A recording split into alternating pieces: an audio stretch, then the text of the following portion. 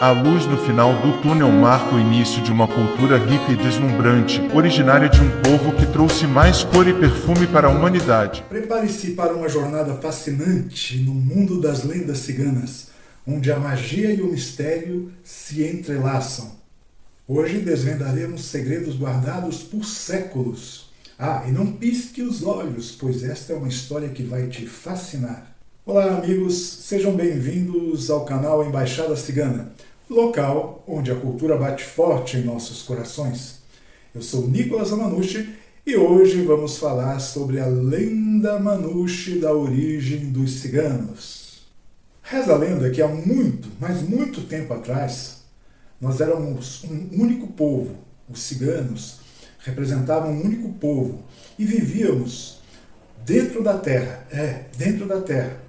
Na realidade, para ser mais preciso, no manto superior, que fica abaixo da crosta terrestre.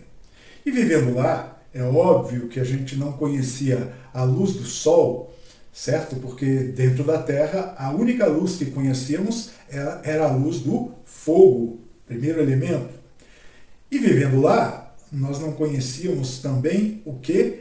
A água da superfície, as águas da superfície, ou seja, não conhecíamos as águas dos mares, dos oceanos, não conhecíamos as águas das cachoeiras, dos igarapés e assim por diante, apenas conhecíamos a água que nos nutria, que nos alimentava e mantinha a nossa vida, que era a água dos lençóis freáticos. Vivendo lá, nós nos alimentávamos, obviamente, apenas de raízes, pois vivíamos num núcleo rodeado por túneis, e é justamente por um desses túneis, e é justamente através desses túneis que chegava até nós o elemento ar, ou seja, que mantinha a nossa vida para que pudéssemos respirar. E, óbvio, o quarto elemento, o próprio coração da terra, o próprio âmago da terra, aonde fomos, segundo a lenda, inseridos pelo Criador. E, como eu já mencionei, havia diversos túneis que rodeavam esse núcleo onde vivíamos. Mas havia uma proibição espiritual de que ninguém, nenhum cigano ou cigana deveria caminhar por esses túneis. O nosso kakur, ou seja, o nosso líder espiritual, nos orientara que não deveríamos caminhar por esses túneis, pois o Criador nos colocou ali para que vivêssemos ali. E sempre em todo o povo existe aquela pessoa que pensa ao contrário, que diz, não, pera lá, se existe uma regra é para ser quebrada. E um cigano curioso, segundo a lenda, caminhou por um dos túneis. E ele foi caminhando por aquele túnel.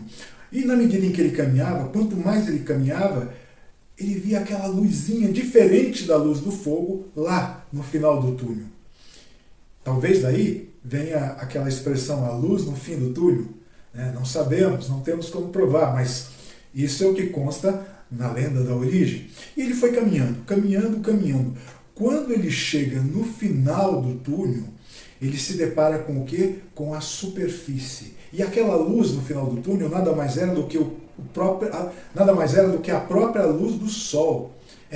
A luz do sol, o que até então nenhum cigano havia podido contemplar. Quando ele viu a luz do sol, a maravilha do verde, da vida que habitava na superfície, ou seja, das borboletas, do canto dos pássaros, o colorido dos pássaros, o colorido das flores, é óbvio que ele se sentiu encantado. Mas ele não abandonou o povo, ele não foi egoísta. Segundo a lenda, ele retornou pelo mesmo túnel e contou a novidade aos demais. Houve um alvoroço. É claro, todos ficaram maravilhados, todos ficaram com curiosidade. Curiosidade faz parte do ser humano, é parte integrante do ser humano. E talvez até a curiosidade seja algo que impulsione a vida de todo e qualquer ser humano, para novas descobertas e para o que é a própria lição da vida. E com aquele alvoroço que foi criado, resolveram perguntar para o mestre espiritual, e vejam bem, o mestre espiritual não tem nada a ver com religião, ok? Então ele apenas lida e trabalha com a evolução espiritual do seu próprio grupo. E chegaram até o Kaku e perguntaram: olha, a gente gostaria de ir para a superfície, a gente gostaria de conhecer a superfície. Podemos? E diante da sua sabedoria, o Kaku disse: eu vou fazer o fogo do conselho. O fogo do conselho, segundo a lenda, era um fogo realizado pelo Kaku e direcionado diretamente ao Criador, para que, através desse contato, o Criador se manifestasse e dissesse se era possível ou não, especificamente, se era possível ou não os ciganos saírem ali do núcleo da Terra. Especificamente nesse caso, como de outras vezes, o Kaku também já fez o fogo do conselho para outras situações. Bom, então Kaku fez o fogo do conselho e, pasmem, olha o que o Criador disse para o Kaku: coloquei vocês no coração da terra para que pudessem encontrar o sentido da vida no interior de vocês mesmos, para que não buscassem as respostas em mortas letras escritas numa folha de papel, mas sim nas letras vivas que brilham no olhar do seu semelhante, que é o espelho da alma, onde escrevi sobre minha imagem e semelhança o segredo da própria vida. Vocês estavam no caminho certo, pois dentro de cada humano está a fonte do amor, e encontrar essa fonte é ter o sentido pleno da vida. O povo da superfície busca o significado fora de si mesmos, e não há significado fora. Lembrem-se, somente verá o belo aquele que possui beleza dentro de si. A imposição que faço para que saiam é que vocês vivam em comunhão com a terra, pois saindo nunca mais terão uma terra para chamar de pátria. Terão como missão de vida a tarefa de ensinar às pessoas da superfície o caminho para dentro de si mesmas. E para tal, alguns entre vocês terão o dom de ler o passado e o presente, para que assim o futuro possa ser melhor. E o que era um povo será dividido em diversos grupos. Se você está gostando desse vídeo, não esqueça de me dar um like. Dessa forma, você me ajuda e ainda indica que eu estou no caminho certo. Compartilhe esse vídeo, inscreva-se no canal, que é muito importante para que dessa forma a família da Embaixada Cigana continue crescendo e você seja mais um membro na nossa família. Desde já, receba a minha gratidão. Saindo do âmago da Terra, sob as condições do Criador, como vocês podem verificar na imagem, o que era um único povo foi dividido em grupos, ou seja, Caló, saindo para um lado, gerou Calé na Espanha, Calon em Portugal e no Brasil. O Sinti, que saiu para um lado do túnel, saiu para um túnel numa outra direção, formou o grupo Sinti e diversos subgrupos, entre eles o Sinti Manusci, Sinti Piemontecari, Sinti Estrerradi e assim por diante.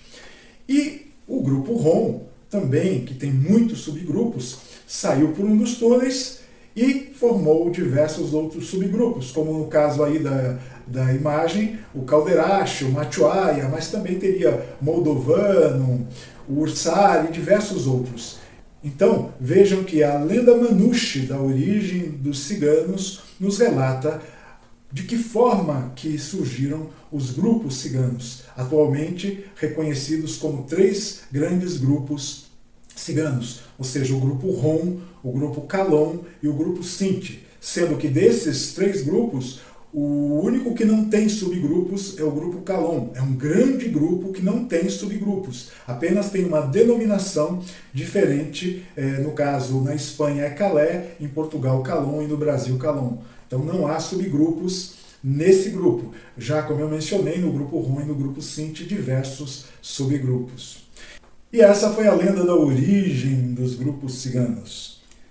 Espero que vocês tenham gostado, porque em outro vídeo eu já expliquei a origem histórica e desta vez eu estou explicando a origem lendária.